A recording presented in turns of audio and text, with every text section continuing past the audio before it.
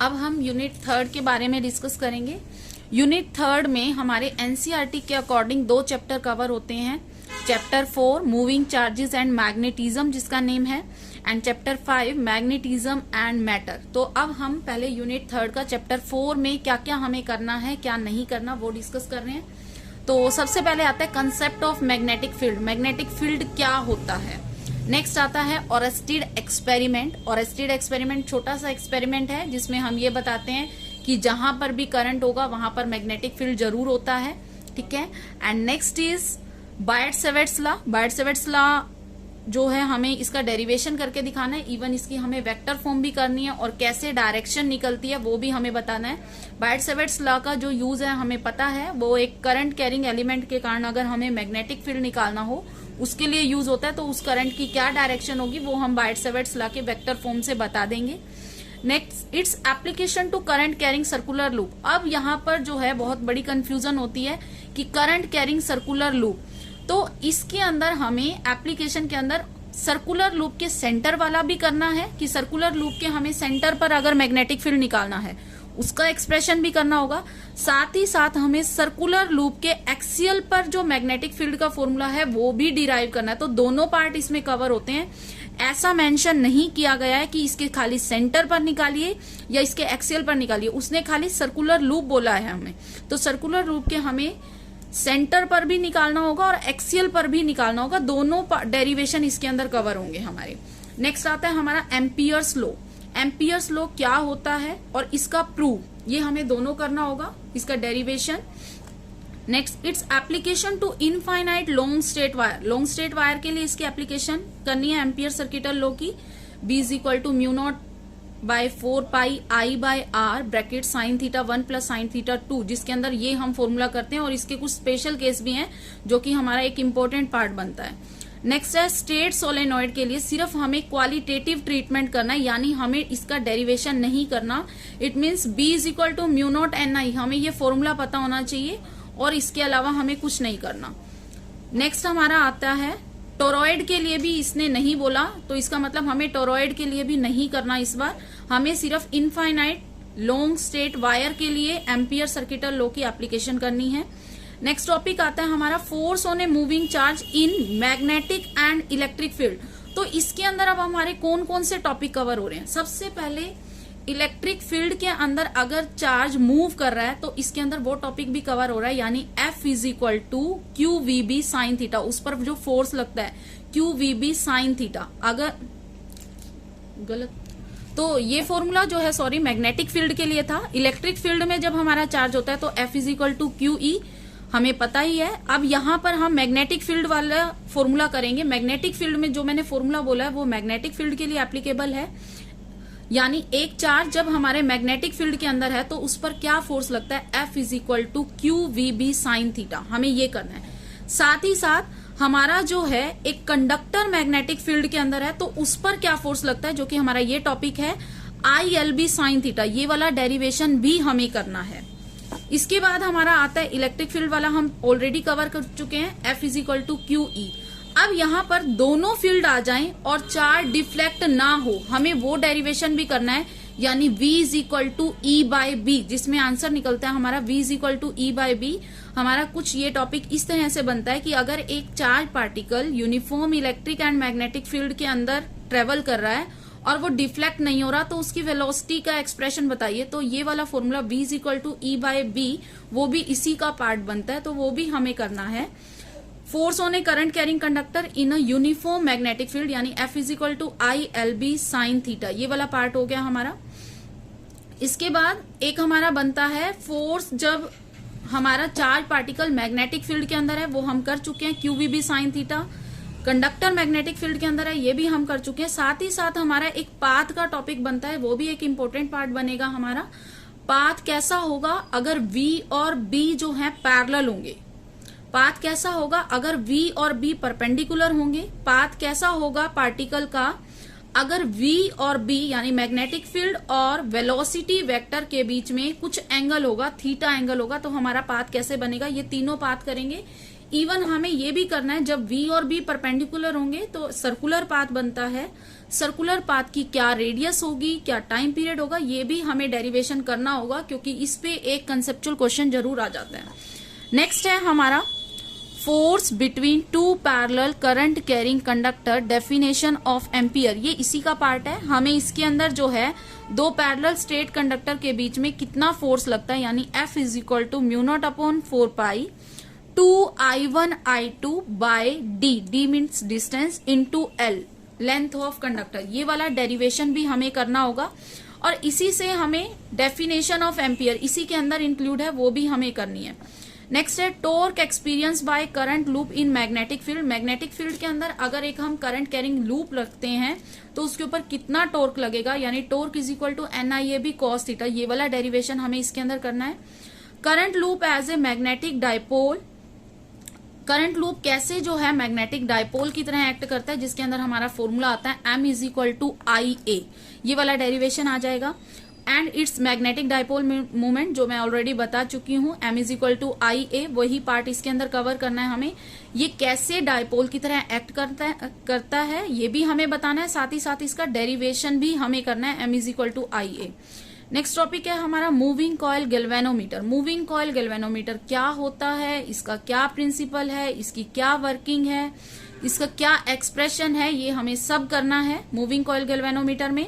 साथ ही साथ जो इसका इंपॉर्टेंट पार्ट बनता है, why we use radial type magnetic field in moving coil galvanometer, वो भी हमें करना है। इसके बाद sensitivity of galvanometer, its current sensitivity and its voltage sensitivity, दोनों फॉर्मूले आप कर लेंगे, छोटे छोटे हैं। इसके बाद गैल्वेनोमीटर को हम एमीटर में कैसे कन्वर्ट कर सकते हैं, वोल्ट मीटर में कैसे कन्वर्ट कर सकते हैं। एक साथ ही साथ एक और टॉपिक इसके अंदर ऐड कर लीजिएगा, फिगर ऑफ मेरिट, जो इसी का पार्ट है, एमीटर और वोल्ट मीटर का पार्ट ही बनता है फिगर ऑफ मेरिट, तो वो टॉपिक भी आपको भूलना नहीं है। ये हो गया हमारा चैप्टर 4 डिस्कस। नेक्स्ट है हमारा चैप्टर 5 मैग्नेटिज्म एंड मैटर। इसके अंदर सबसे पहले आता है बार मैग्नेट क्या होता है, यानी हमें बार मैग्नेट की इसके अंदर डेफिनेशन करनी है। साथ ही साथ हमें आर्टिफिशियल मैग्नेट भी करना होगा, प्रॉपर्टीज ऑफ मैग्नेट भी करना होगा, एटॉमिक व्यू ऑफ मैग्नेटिज्म, ये भी इसी का पार्ट है। तो बार मैग्नेट में ये 4 पार्ट हमारे कवर होंगे। इसके बाद है bar magnet as an equivalent solenoid, qualitative treatment only, यानी हमें इसका एक्सप्रेशन नहीं करना, कैसे बार मैग्नेट सोलेनॉइड की तरह, सोलेनॉइड का जो मैग्नेटिक फील्ड है वो बार मैग्नेट की तरह एक्ट करता है, ये हमें बताना है। Next topic is magnetic field intensity due to magnetic dipole. जैसे हमें इलेक्ट्रिक डाइपोल के लिए इलेक्ट्रिक फील्ड इंटेंसिटी करी थी, वैसे ही मैग्नेटिक डाइपोल के लिए मैग्नेटिक फील्ड इंटेंसिटी करनी है। लेकिन उससे पहले हमें इसके अंदर क्या टॉपिक कवर करने हैं, सबसे पहले मैग्नेटिक फील्ड इंटेंसिटी क्या होती है और इसका क्या फॉर्मूला है, जनरल फॉर्मूला हमें करना है। तब हम जाके जो है डाइपोल के लिए मैग्नेटिक फील्ड इंटेंसिटी इसके एक्सियल पर क्या होगा, यानी एक्सिस पर क्या होगा, और इसके परपेंडिकुलर का बोल रखा है, जो कि हमारा इक्विटोरियल वाला एक्सप्रेशन है, यानी हम बोलेंगे इसको magnetic field intensity due to magnetic dipole at axial and at equatorial. ये हमें करना है only qualitative treatment, it means हमें इसका फॉर्मूला पता होना चाहिए, इससे ज्यादा कुछ नहीं, हमें इसका डेरिवेशन नहीं करना। नेक्स्ट है torque on a magnetic dipole. हमें जो है मैग्नेटिक डाइपोल, जैसे हमने इलेक्ट्रिक डाइपोल को इलेक्ट्रिक फील्ड में रखा था, टॉर्क का एक्सप्रेशन निकाला था, सेम अब हम डाइपोल को मैग्नेटिक फील्ड में रख रहे हैं तो उसका क्या एक्सप्रेशन होगा, तो हमें वो करना है। इसमें भी क्वालिटेटिव ट्रीटमेंट करना है, यानी हमें डेरिवेशन करके नहीं दिखाना। नेक्स्ट मैग्नेटिक फील्ड लाइंस क्या होती हैं, इसकी क्या प्रॉपर्टी है, गोज लॉ इन मैग्नेटिज्म, ये हमें कवर करना है इसके अंदर। मैग्नेटिक फील्ड लाइंस हमें ड्रॉ करनी भी आनी चाहिए।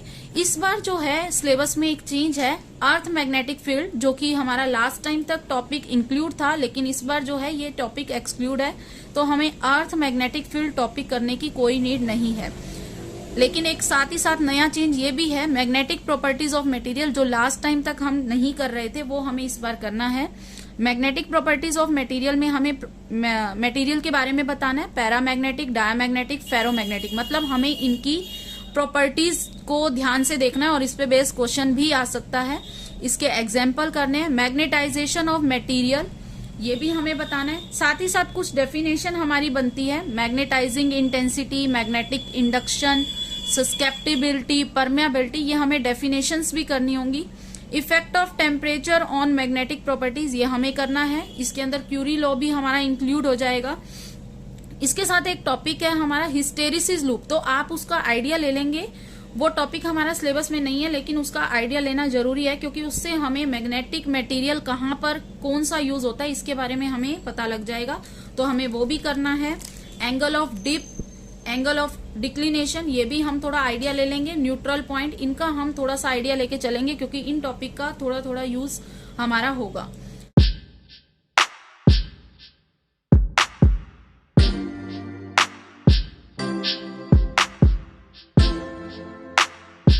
अब हम आते हैं next unit, unit 4, electromagnetic induction. अब इसके अंदर हमें 2 चैप्टर करने हैं।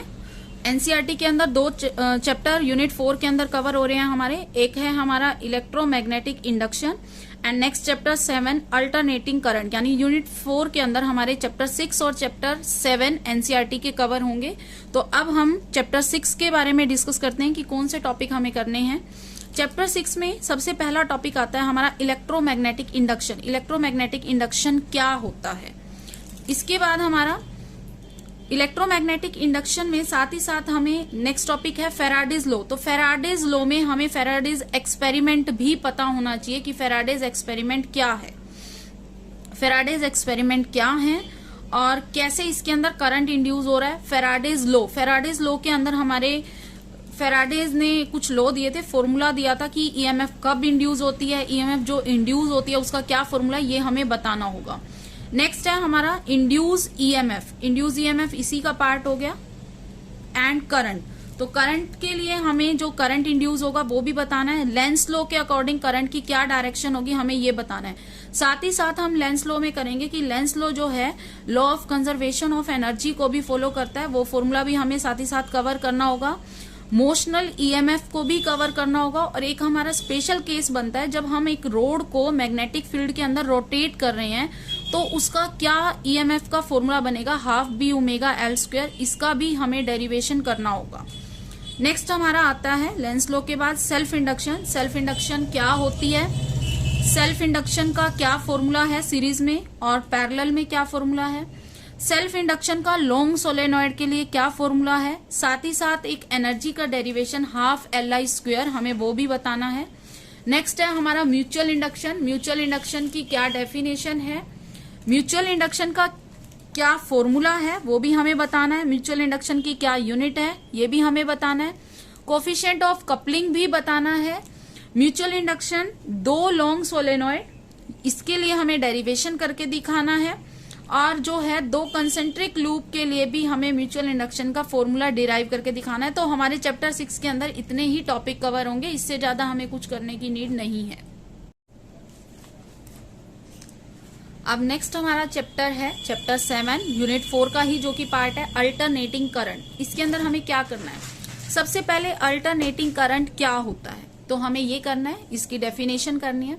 इसके बाद 2 टॉपिक और जो कि हमारे मेंशन नहीं है लेकिन वो भी यूज होंगे, mean value of current and RMS value of current, ये 2 टॉपिक करने हैं हमें, इसके डेरिवेशन भी करने होंगे।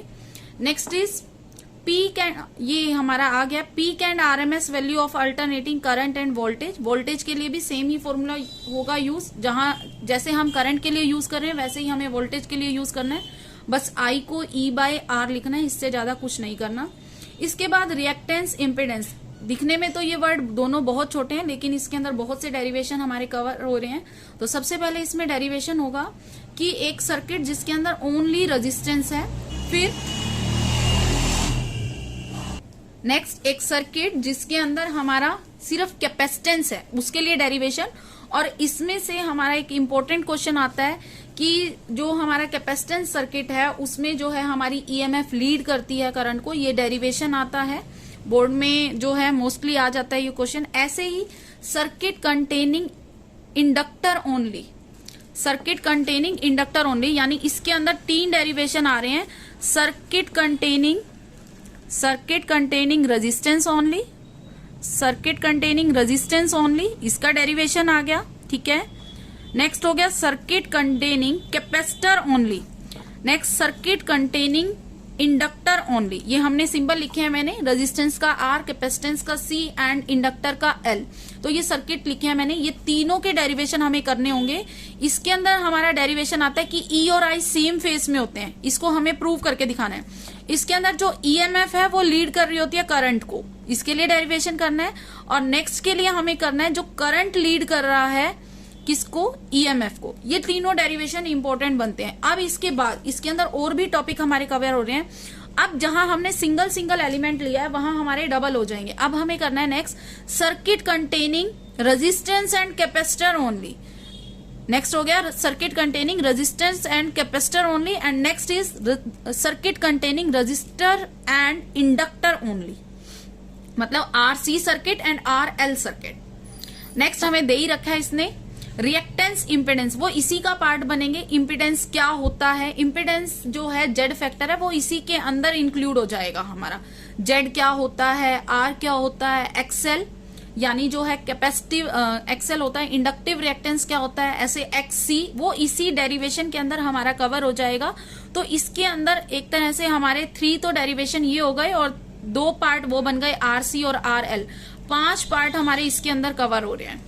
नेक्स्ट है LCR series circuit phasor only, मतलब हमें LCR सर्किट के अंदर करना है। अब हमें इन तीनों एलिमेंट्स को इकट्ठा लेके चलना है और उसके लिए इम्पीडेंस बताना है, और इम्पीडेंस ट्रायंगल भी हमें करने की जरूरत होती है। तो इम्पीडेंस ट्रायंगल भी हम साथ साथ कर लेंगे, उसी के अंदर हमारा ये टॉपिक कवर हो जाएगा। इम्पीडेंस ट्रायंगल में पावर फैक्टर यानी जेड cos फाई का फॉर्मूला निकाल के दिखा देंगे हम इम्पीडेंस ट्रायंगल से ही। तो इम्पीडेंस ट्रायंगल भी कर लेंगे हम। LCR सीरीज सर्किट के बाद मैंने बताया इम्पीडेंस ट्रायंगल और पावर फैक्टर, वो एक ही पार्ट बन जाएगा हमारा। नेक्स्ट है रेजोनेंस सर्किट, रेजोनेंस की कंडीशन करनी है हमें, जो कि इंपॉर्टेंट पार्ट बनता है हमारा रेजोनेंस का भी। Power in AC circuit, power का फॉर्मूला करना है। पावर R सर्किट में क्या फॉर्मूला होगा, C सर्किट में क्या होगा, L सर्किट में क्या होगा, हमें इसका अलग अलग करने की कोई नीड नहीं है। हम पावर का जनरल फॉर्मूला निकाल लेंगे और उसके अंदर जो है लास्ट में फाई की वैल्यू पुट कर दें, यानी कोस फाई की वैल्यू पुट कर दें, तो हमें तीनों डेरिवेशन का जो है आंसर मिल जाएगा, फाइनल आंसर मिल जाएगा। नेक्स्ट है वॉटलेस करंट, ये एक डेफिनेशन है और इसके कुछ एग्जाम्पल देने, इससे ज्यादा कुछ नहीं करना हमें। अब हमारा यहाँ पर एक चेंज आया है सिलेबस में। क्या चेंज आया है, आज तक हम LC ऑसिलेशन करते आ रहे थे, तो हमें इस बार LC ऑसिलेशन करने की कोई नीड नहीं है, तो LC ऑसिलेशन हमें नहीं करने। नेक्स्ट हमारा आ जाता है AC जनरेटर। जनरेटर क्या होता है, जनरेटर के क्या पार्ट हैं, क्या प्रिंसिपल है और क्या EMF का फॉर्मूला है, ये हमें करना होगा। नेक्स्ट है ट्रांसफॉर्मर। ट्रांसफॉर्मर क्या है, ट्रांसफॉर्मर का प्रिंसिपल क्या है, इसमें लॉसेस के क्या रीजन है, पावर क्या है, एफिशिएंसी क्या है, ये हमें करना होगा ट्रांसफॉर्मर के अंदर। और यूजेस ऑफ ट्रांसफॉर्मर, कहाँ कहाँ पर हमें ट्रांसफॉर्मर की ज्यादा नीड पड़ती है, ये हमें इस पार्ट के अंदर कवर करना है। तो ये हमारा चैप्टर 7 कवर हो गया।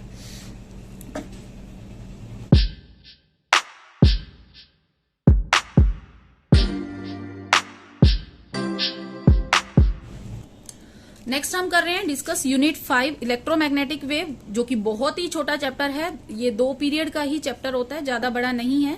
इसके अंदर हमारा NCERT का 8 चैप्टर कवर होगा, इलेक्ट्रोमैग्नेटिक वेव। इलेक्ट्रोमैग्नेटिक वेव में हमें क्या करना है, basic idea of displacement current. Displacement current क्या होता है, इसका बेसिक आइडिया लेना है, ज्यादा बड़ा डेरिवेशन करने की कोई नीड नहीं है। ये लास्ट टाइम टॉपिक नहीं था, लेकिन इस बार फिर से इंक्लूड कर दिया गया है। इलेक्ट्रोमैग्नेटिक वेव्स क्या होती हैं, इनकी प्रॉपर्टीज और इनका जो है ट्रांसवेट नेचर जो होता है उसका क्वालिटेटिव आइडिया लेना, यानी हमें उसका भी प्रूव नहीं करना। तो इलेक्ट्रोमैग्नेटिक वेव्स क्या होती हैं, इसकी क्या इक्वेशन है और इसका क्या डायग्राम है, ये तीनों चीज हमें जरूर करनी है। कई बार हमारा डायग्राम भी पूछ लिया जाता है। इलेक्ट्रोमैग्नेटिक वेव क्या है, इनकी प्रॉपर्टीज हमारी 10 प्रॉपर्टीज हैं, वो हमें अच्छे से करनी है, क्योंकि उसका यूज भी होता है डायरेक्शन के लिए भी। इवन हमें E से B निकालना है या B से E निकालना है, हमें B गिवन है, E निकालना है, E गिवन है, B निकालना है, तो हमें वो प्रॉपर्टी से ही पता लगेगा। तो इलेक्ट्रोमैग्नेटिक वेव्स क्या होती हैं, इनकी इक्वेशंस क्या हैं, डायग्राम क्या है, इसकी प्रॉपर्टीज क्या है, ये हमें करना है। ट्रांसवर्स नेचर होता है, इसका हमें आइडिया लेना है, डेरिवेशन यानी प्रूव करने की कोई जरूरत नहीं है। तो मेन तो हमें यही करने की जरूरत है, समझने की यही जरूरत है। नेक्स्ट है इलेक्ट्रोमैग्नेटिक स्पेक्ट्रम, ये अब आपको स्पेक्ट्रम करते हुए आपको याद रखना है, आपको कोई भी बुक फॉलो नहीं कर लेनी कि हम मॉडर्न में से कर रहे हैं या हम प्रदीप में से कर रहे हैं। आपका जो सीबीएसई में क्वेश्चन आता है वो एनसीईआरटी के अकॉर्डिंग ही चेक होगा। तो जब भी आप इलेक्ट्रोमैग्नेटिक स्पेक्ट्रम करते हैं वो आपको जो है एनसीईआरटी बुक से करना है। उसके अंदर आपको क्या क्या करना है मैं आपको बता देती हूँ। ये वेव्स दे रखी हैं, एक टेबल बनी हुई है हमारी एनसीईआरटी में, उसमें हमें ये वेव्स करनी है। वेव्स की क्या वेवलेंथ होती है, क्या फ्रीक्वेंसी है, क्या यूजेस हैं, क्या प्रोडक्शन है, तो हमें ये करना है। तो इलेक्ट्रोमैग्नेटिक स्पेक्ट्रम में मैंने आपको बता दिया, स्पेक्ट्रम बना हुआ है हमारा एनसीईआरटी बुक में, उसमें ये सारी वेव्स गिवन है। इन वेव्स एक टेबल बनी हुई है, टेबल्स में आपको जो है 4 कॉलम बने हुए मिलेंगे, 5 कॉलम, जिसके अंदर वेव्स दे रखी होंगी। पहले कॉलम में आपके वेव्स के नेम होंगे, दूसरे कॉलम में उनकी वेवलेंथ होगी, थर्ड में उनकी फ्रीक्वेंसी रेंज होगी एंड फोर्थ कॉलम में आपको उनके यूजेस मिल जाएंगे, प्रोडक्शन, आपको ये सब करने होंगे। ठीक है, इसमें लिखा भी हुआ है including elementary facts about their uses. देखो ये पार्ट चाहे इतना इंपॉर्टेंट ना बनता हो, लेकिन इस पार्ट से हमेशा क्वेश्चन आता है स्पेक्ट्रम। तो आप स्पेक्ट्रम कभी भी नहीं छोड़ के जाना आपको, क्योंकि स्पेक्ट्रम से क्वेश्चन हमेशा 3 मार्क्स का बनता ही बनता है। तो ये हमारी थी 5 यूनिट। अभी तक हमने यूनिट 5 तक डिस्कस किया है। अब हम नेक्स्ट वीडियो में डिस्कस करेंगे यूनिट 6 टू यूनिट 9।